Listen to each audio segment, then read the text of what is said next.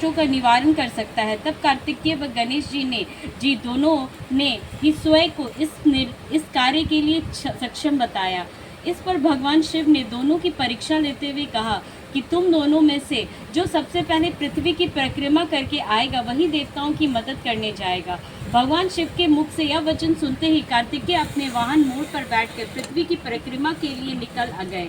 परंतु गणेश जी सोच में पड़ गए कि वह चूहे के ऊपर चढ़कर सारी पृथ्वी की परिक्रमा कैसे करेंगे, तो इस कार्य में उन्हें बहुत समय लग जाएगा। तभी उन्हें यह उपाय सूझा। गणेश जी अपने स्थान पर से बैठ उठे और अपने माता पिता के साथ 7 बार परिक्रमा करके वापस बैठ गए।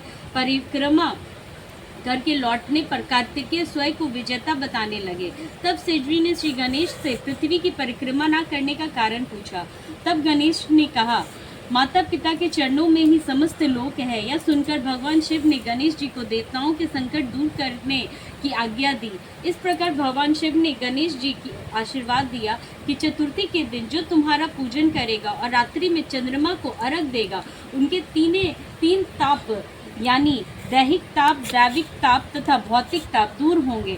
इस व्रत को करने से व्रतधारी के सभी तरह के दुख दूर होंगे और उसे जीवन से भौतिक सुखों की प्राप्ति होगी।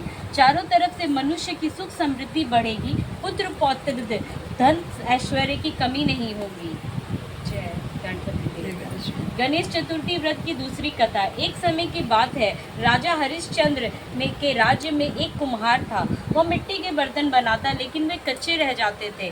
एक पुजारी की सलाह पर उसने इस समस्या को दूर करने के लिए एक छोटे बालक की मिट्टी के बर्तन के साथ आवा में डाल दिया। उस दिन संकटी चतुर्थी का दिन था। उस बच्चे की माँ अपने बेटे के लिए परेशान थी। उसने गणेश जी से बेटे की कुशलता की प्रार्थना की। दूसरे दिन जब कुम्हार ने सुबह उठकर देखा कि आवा में उसके बर्तन तो पक गए थे, लेकिन बच्चे का बाल बांका भी नहीं हुआ था, वह डर गया और राजा के दरबार में जाकर सारी घटना बताई। इसके बाद राजा ने उस बच्चे और उसकी माँ को बुलवाया और तो माँ ने सभी तरह के विघ्न को दूर करने वाली संकटी चतुर्थी का वर्णन किया। इस घटना के बाद से महिलाएं संतान और परिवार के सौभाग्य के लिए संकट चौथ का व्रत करने लगी। तीसरी कथा। एक समय की बात है कि श्री विष्णु भगवान का विवाह लक्ष्मी जी के साथ निश्चित हो गया। विवाह की तैयारी होने लगी। सभी देवताओं को निमंत्रण भेजा गया, परंतु गणेश जी को निमंत्रण नहीं दिया। कारण जो भी रहा हो, अब भगवान विष्णु की बारात जाने का समय आ गया। तभी देवता अपनी पत्नियों के साथ विवाह समारोह में आए। उन सब ने देखा कि गणेश जी कहीं दिखाई नहीं दे रहे हैं। तब वे आपस में चर्चा करने लगे कि क्या गणेश जी को कोई नहीं न्योता है, वह या स्वयं गणेश जी ही नहीं आए। सभी को इस बात पर आश्चर्य होने लगा। तभी सबने विचार किया कि विष्णु भगवान से ही इसका कारण पूछा जाए। विष्णु भगवान के पूछने पर उन्होंने कहा कि हमने गणेश जी के पिता भोलेनाथ महादेव को न्योता भेजा है। यदि गणेश जी अपने पिता के साथ आना चाहते हैं तो आ जाते, अलग से न्योता देने की कोई आवश्यकता नहीं थी। दूसरी बात यह कि उनके 1.25 मन मूंग, 1.25 मन चावल, 1.25 मन घी और 1.25 मन लड्डू का भोजन दिन भर में चाहिए। यदि गणेश जी नहीं आए तो कोई बात नहीं, दूसरे के घर जाकर इतना सारा खाना पीना अच्छा भी नहीं लगता।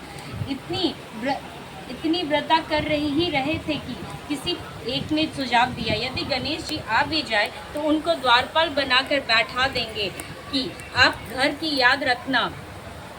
आप तो चूहे पर बैठ के धीरे धीरे चलोगे तो बारात से बहुत पीछे रह जाओगे। यह सुझाव भी सबको पसंद आ गया, तो विष्णु भगवान ने भी अपनी सहमति दे दी।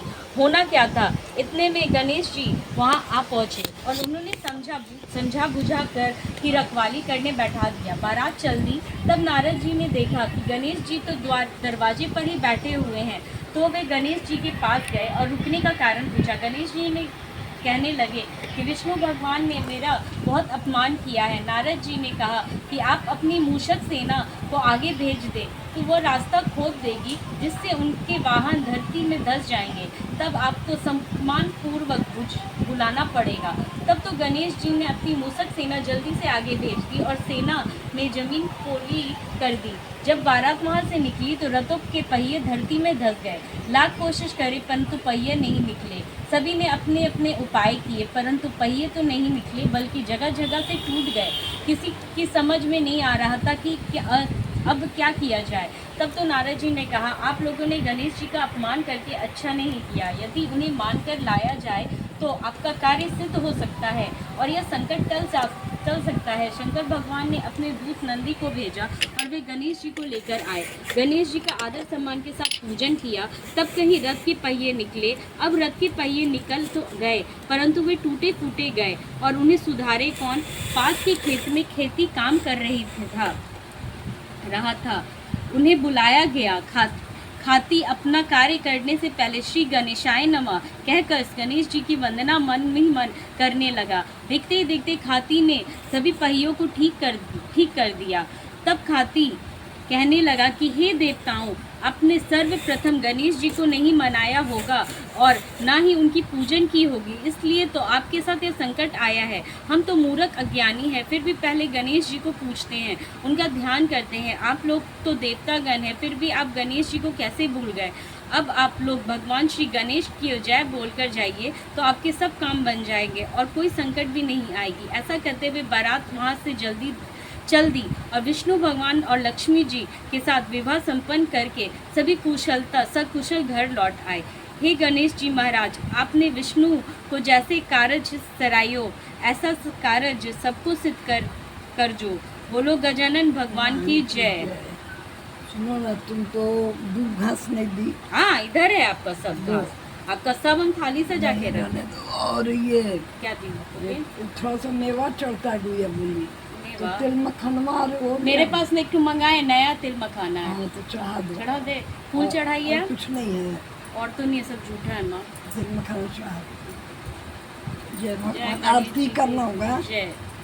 दिया जला। आरती उस समय करूँगी। उसी टाइम कर लीजिएगा। अभी कर नहीं, लीजिएगा। हवा कर देता है अभी सब। कर लेते हैं आरती। हाँ। आपका एक अखंड ज्योति जलने रहते थे, एक दिया जला। कपूर है मेरा। मेरे पास भी है कपूर। निकालेंगे इधर कपूर दो ठो। हाँ।